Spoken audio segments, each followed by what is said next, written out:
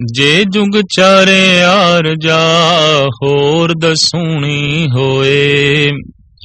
नवां खंडां विच जाणीए नाल चले सब कोए।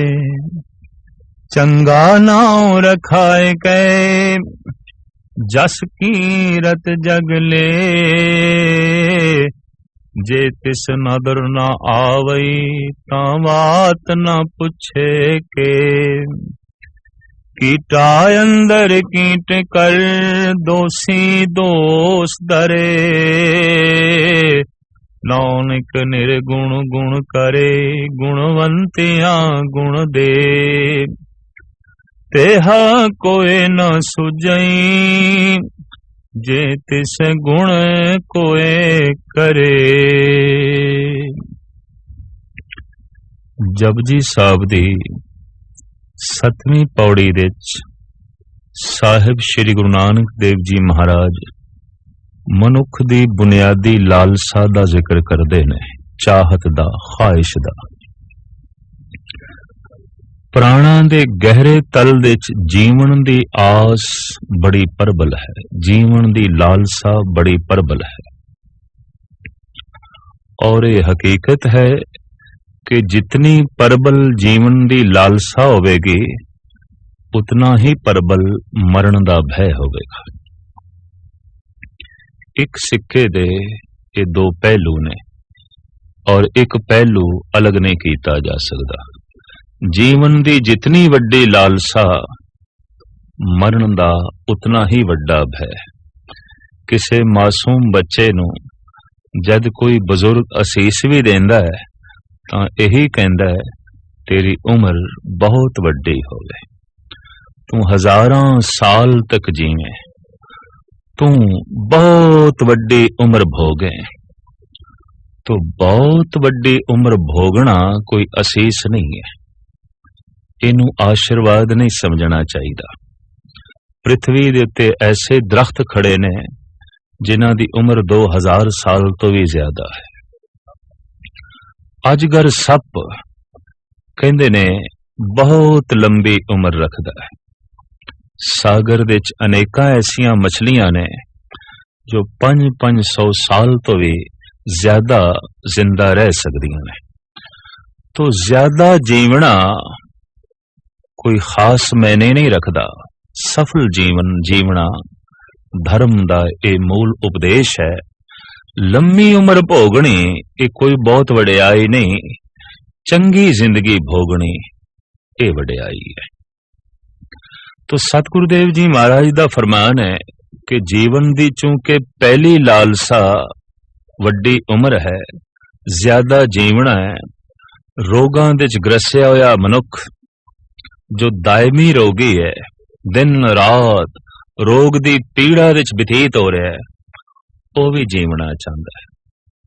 बुढ़ा हो गया है, हड्डियां दा ढांचा हो गया है, चलण दी समर्था नहीं रही, सुनन दी समर्था नहीं रही, कुवते गोयाई भी नहीं रही, सोच शक्ति भी नहीं रही, पर जीवना वो भी चाहता है। जीवन दी बहुत वड्डी प्रबल लालसा इस बुढ़े दे अंदर भी मौजूद है। और जितना प्रबल जीवन दी अंदर कोई लालसा रखेगा उतना ही मौत दे भय तो भयभीत होवेगा।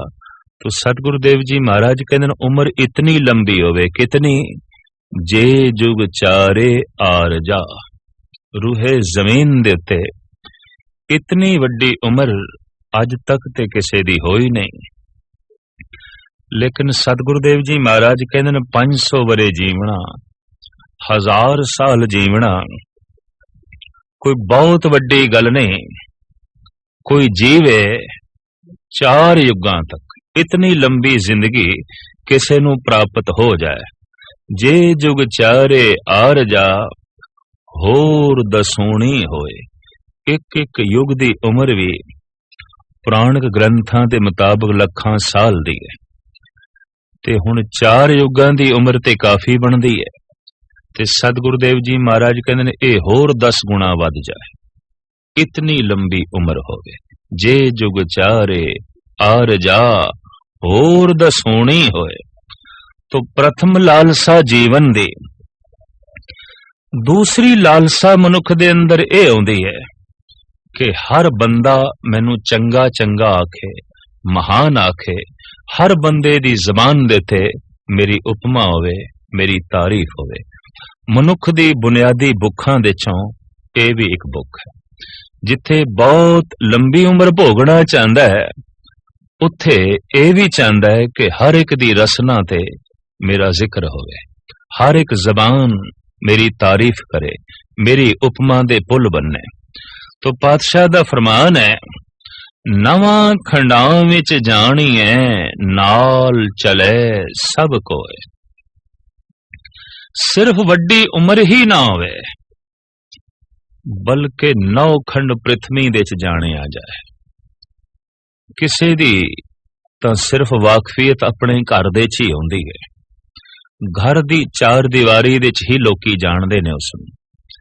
इस तो ज्यादा किसी नूं कोई नहीं पता। लेकिन कुछ एक मनुख ऐसे होंदे ने कि उन्होंने मुहल्ले वाले भी जानते हैं। जिस कलोनी दे चो रहिंदा है सारे उसनूं जानते ने, उसकी इतनी चर्चा होंदी है।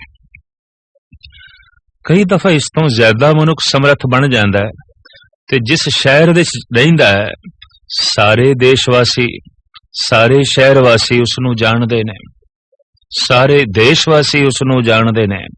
और कई दफा ऐसा भी होंदा है कि सारा संसार उसनूं जानदा है। इतनी उसकी प्रतिष्ठा हो जाती है, इतनी उसकी जगत दे चर्चा हो जाती है, सारे संसार दे उदी गल चलती है। तो पातशाह कहते हैं सिर्फ यही ना होवे कि उसकी उम्र बहुत वड्डी होवे, 9 खंड पृथ्वी दे जानिया भी जाए, 9 खंड पृथ्वी दे सारियां नूं पता भी होवे कि इस ढंग दा भी कोई मनुख है। पर साहब नाल कहंदे ने नाल चले सब कोय। वो जिस पासे जावे ओदे नाल हामी भरन वाले सारे ही होन। मजाल कोई इनकार कर जाए, कोई सामने खड़ा हो जाए, ओदे नक्शे कदम ते चलन वाले होन। जिधर ओ चले जगत उस पासे चले, जो कुछ ओ बोले जगत ओही कुछ करे।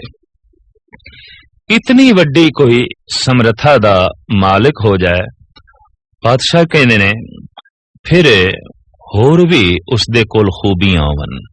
चंगा नाव रखाए के जस की रथ जग ले।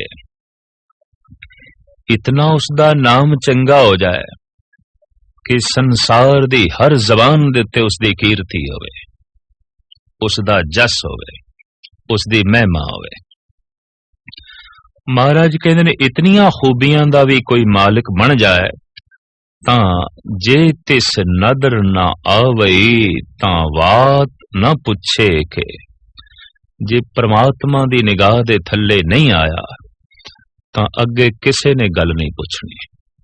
भाव जीवन व्यर्थ चला गया।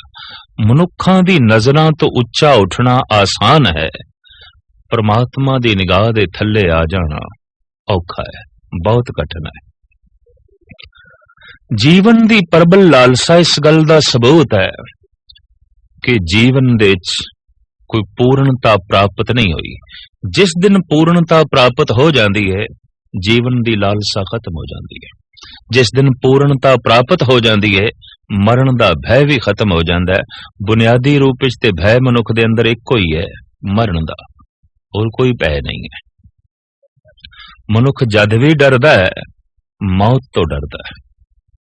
सप तो मनुख नहीं डरदा, सर्प दे अंदर छुपी हुई उसनू अपनी मौत दिखाई देंदी है, उस तो डरदा है। मनुख शेर तो नहीं डरदा, शेर दे अंदर उसनू अपनी मौत दिखाई देंदी है, इस वास्ते वो एक पासे हुंदा है।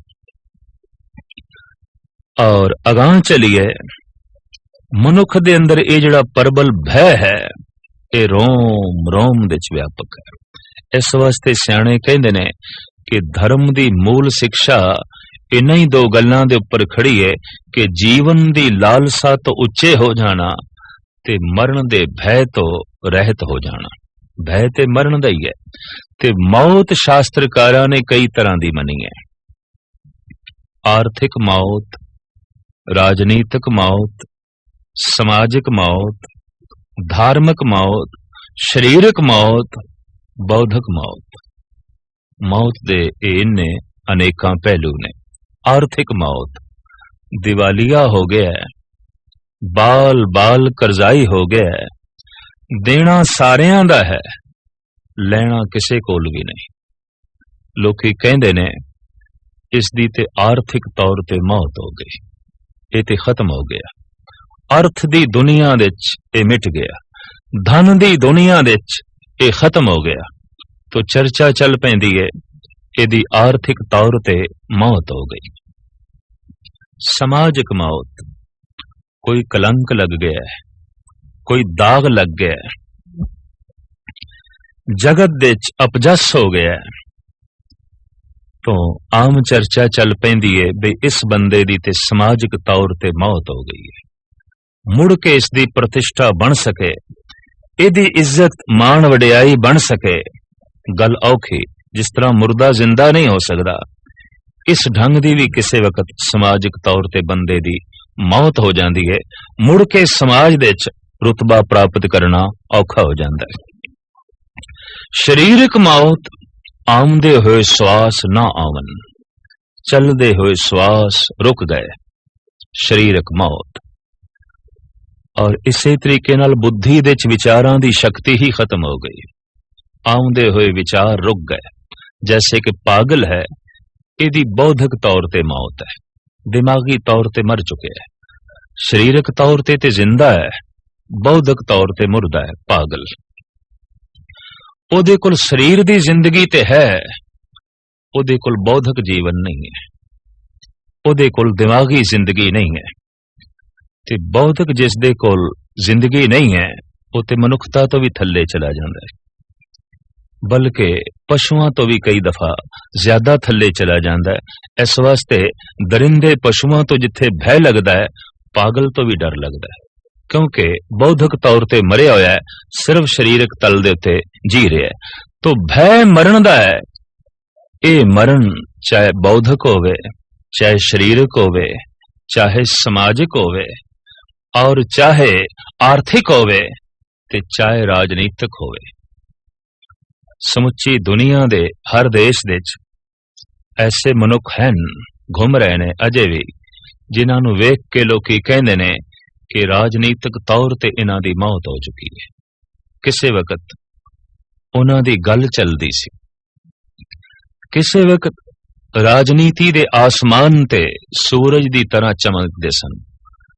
अज तारियां दी तरह टिमटिमाना भी नहीं है, खत्म हो गए। राजनीति दे अज गल नहीं है, अज चर्चा नहीं है, तो कह दिता जाता है फलाने दी राजनीतिक तौर ते मौत हो गई, खत्म हो गया। धार्मिक मौत एक रूहानी मौत भी है। गुरु नानक देव जी महाराज उसका जिक्र करते ने, आखां जीवा बिसरे मर जाऊं। ए अकाल पुरख, जद मैं तेरी चर्चा करदा, तेरा जिक्र करदा, तेरी उस्तत करदा, तेरी याद अंदर चलदी है तो जिंदा रहना, ते जद नहीं अंदर याद चलदी तो मर जाना। मरणं बिसरणं गोबिंदे, जीवणं हर नाम ध्यावणे। गोबिंद नूं भुल जाना, परमात्मा नूं भुल जाना। गुरु अर्जन देव जी महाराज भी कहंदे ने मौत है, पर रूहानी मौत, अध्यात्मक मौत। शरीरक तौर ते मनुख जिंदा होवे, बौद्धिक तौर ते मनुख जिंदा होवे, पर अंदर परमात्मा दा चिंतन ना होवे, तो सतपुरुष कहंदे ने ये रूहानी तौर ते मुर्दा है, ये धार्मिक तौर ते मरिया होया है। धर्म दी दुनिया दे ते ये बिल्कुल खत्म है, इहदी कोई गल नहीं है।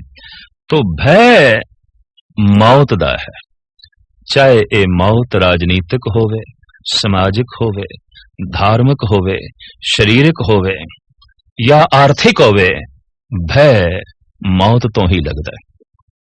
क्योंकि मौत दे मनुख मिटदा है, खत्म होता है, ते खत्म होना नहीं चाहता, कारण अधूरा है। अगर पूर्ण हो जाए तो फिर मौत आनंददायक बन जाती है। भगत सिरमौर श्री कबीर जी महाराज दा वाक, जिस मरने ते जग डरे, मेरे मन आनंद, मरने ही ते पाइए पूरन परमानंद। मौत क्यों आनंद बन गई? क्योंकि जीवन दी लालसा नहीं रही। ते जीवन दी लालसा क्यों नहीं रही? जीवन दा जो लक्ष्य सी उदी प्राप्ति हो गई। जीवन दा जो निशाना सी उस तक पहुंच गए। जिंदगी दी जो मंजिल सी वो प्राप्त हो गई। जब टिकाणा मिल गया, घर तक पहुंच गए, ते हुण ये जिहड़ा जीवना है, इस मार्ग नूं की करिए? घर ते पहुंच के मनुख मार्ग तो किनारा कश हो जाता है, एक पासे हो जाता है। तो जिस दिन परमात्मा की प्राप्ति हो जाती है, जीवन की लालसा खत्म। ते जिथे जीवन की लालसा खत्म, उत्थे मरण का भय भी खत्म। आदि काल तो लोकी कोशिश करते रहने कि उम्र वड्डी करिए, और इस तरह का आबे हयात, इस तरह के कुछ वैद लोग बनाते रहने जिहदे नाल मनुख वड्डी उम्र भोग सके।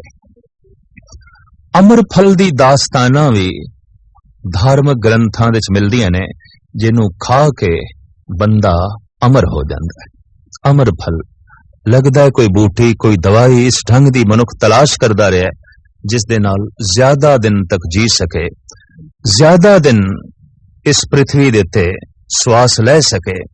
इस लालसा ने तरह तरह की जड़ी बूटियां नूं जन्म दिता, कुश्तियां नूं जन्म दिता, आबे हयात दी तलाश करन देते मनुख नूं मजबूर कीता, और अमर फल दी तलाश करन लगिया मनुख ने अपनी जिंदगी व्यतीत की थी। दूजे पासे जोगी श्वासां नूं ही रोक के बैठे ने। इस वास्ते उम्र लंबी करनी है, ज्यादा जी लईए, ते जीवना ते इस श्वास है, इस पूंजी नूं बचा लईए। पूंजी नूं अगर जमीन दे दफन ही कर दईए तो किसी कम दी नहीं है। ये ठीक है, पूंजी दा मनुख पूंजीपति बना रहिंदा है, लेकिन पूंजी किसे कम नहीं, न किसे दे कम आई, न अपने कम आई। श्वासां नूं रोक के जो बैठ गया है, जीवन व्यर्थ गवा रहा है, समा व्यर्थ जाया कर रहा है। लेकिन लंबी जिंदगी भोगण दी लालसा इस तरह की साधना करन देते भी मजबूर कर दी है। और इस तरह की साधना जे किसी दी सफल हो जाए तो साहब कहते ने वो इतना जीवे जितना कि 4 युग ने।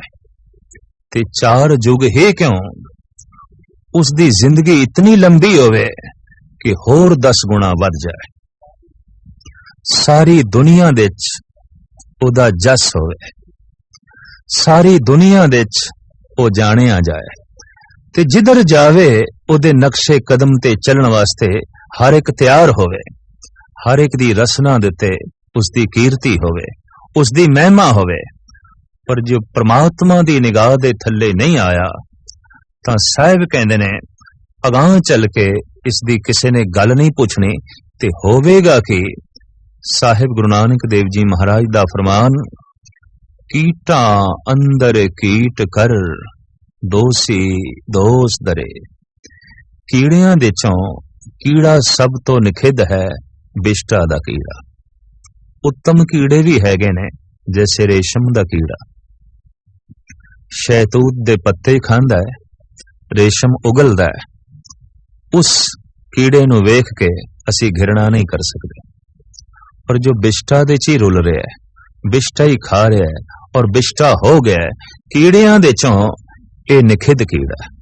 तो कोई इतनी महिमा दा मालिक होवे ते परमात्मा दी निगाह दे थल्ले नहीं आया, साहब कहंदे ने कीड़ियां दे ऐसा कीड़ा बनेगा जो बिष्टा दा कीड़ा है, निखिद कीड़ा।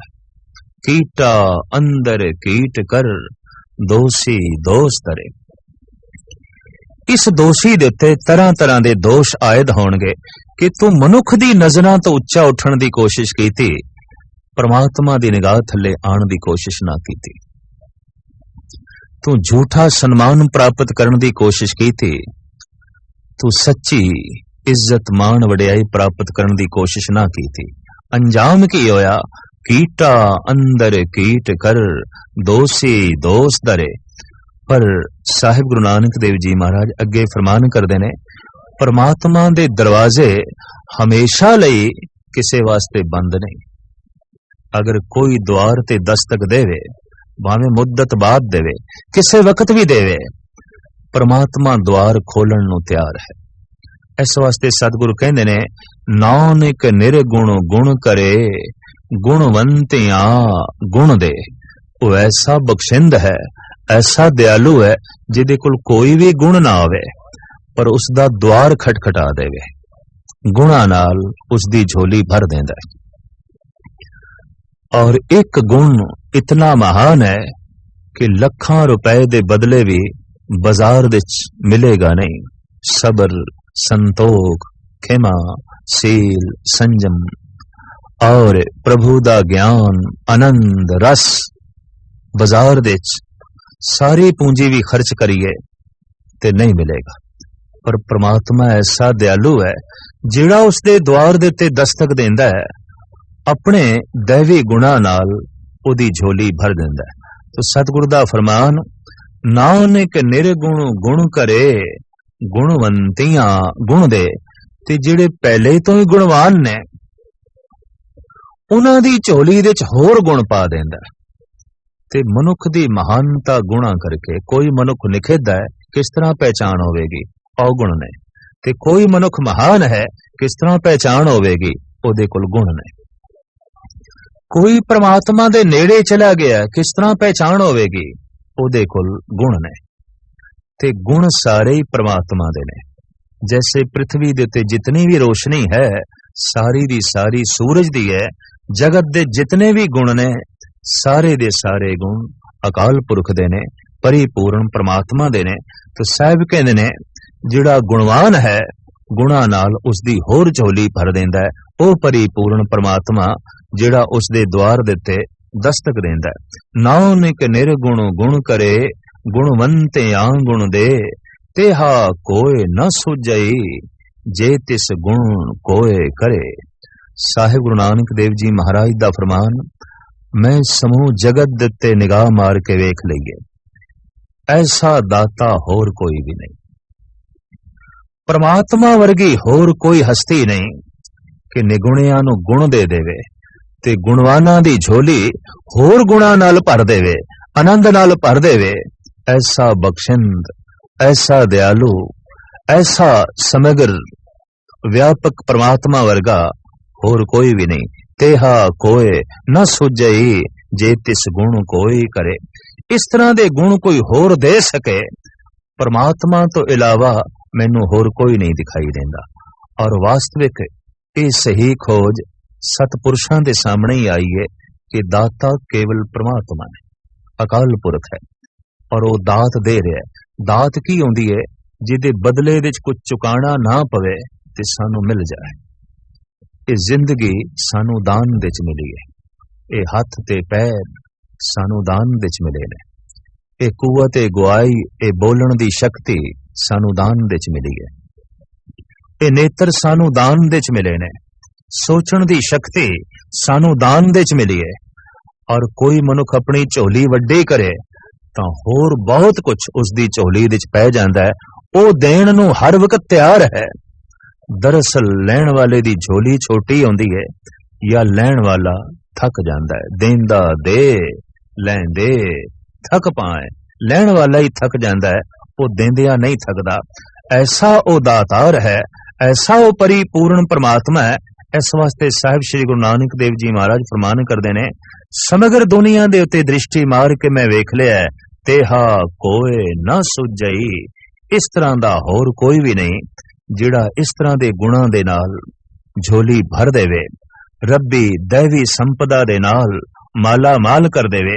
इस तरह दा दाता जगत दे च होर कोई नहीं। अक्सर देखण विच आया कि बहुत दफा मंगीए भी तां भी मनुख नहीं देंदा, पर परमात्मा ऐसा है कि अणमंगिया दान देवना, कहो नानक सच समाल जियो।